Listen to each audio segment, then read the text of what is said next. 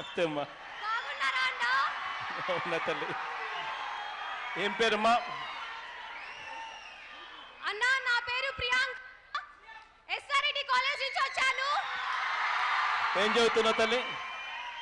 EC అన్న, EC final year, EC engineering final year. చెప్పు తల్లి. అన్న ఇంతకు ముందే మనం చూసాము ఎన్నికల ముందు ఎవరెవరు ఏమన్నారో. ఎన్నికల ముందు 10 సంవత్సరాలు స్పెషల్ స్టేటస్ ఇస్తామని చెప్పేసి బీజేపీ అన్నారన్న. 10 కాదు 15 సంవత్సరాలు ఇస్తామని చెప్పేసి మన చంద్రబాబు నాయుడు కూడా చెప్పారన్న.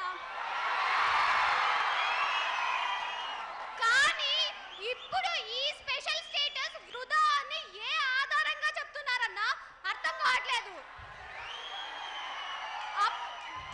అప్పుడు ఉపయోగం లేకపోతే వాళ్ళు ఎందుకు అడిగారు, దేనికి అడిగారు? మనం ఏమైనా పిచ్చోళ్ళమా ఇక్కడ? చూస్తే మన దేశంలో ఈ ప్రత్యేక హోదా రావడం వల్ల హిమాచల్ ప్రదేశ్ లో 10,000 ఇండస్ట్రీలు 1,30,000 ఉద్యోగాలు వచ్చాయి. ఉత్తరాఖండ్ లో 30,000 ఇండస్ట్రీలు 2,50,000 ఉద్యోగాలు వచ్చాయి. ఇది నిజం కాదా? వాళ్ళకి ఆ మాత్రం తెలియదా? మనకి ఖచ్చితంగా స్పెషల్ స్టేటస్ రావాల్సిందే. అన్న మీరే నాకు న్యాయం చేయాలి. ఖచ్చితంగా మీరే మాకు న్యాయం చేసి ఈ ఆంధ్రప్రదేశ్ కి స్పెషల్ స్టేటస్ వచ్చేలా చూడాలి.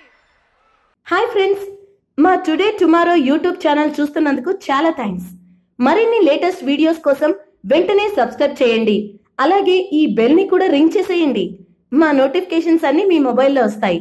అలాగే మా వీడియోస్ మీకు నచ్చితే లైక్ చేయండి, షేర్ చేయండి, నచ్చకపోతే కామెంట్ చేయండి.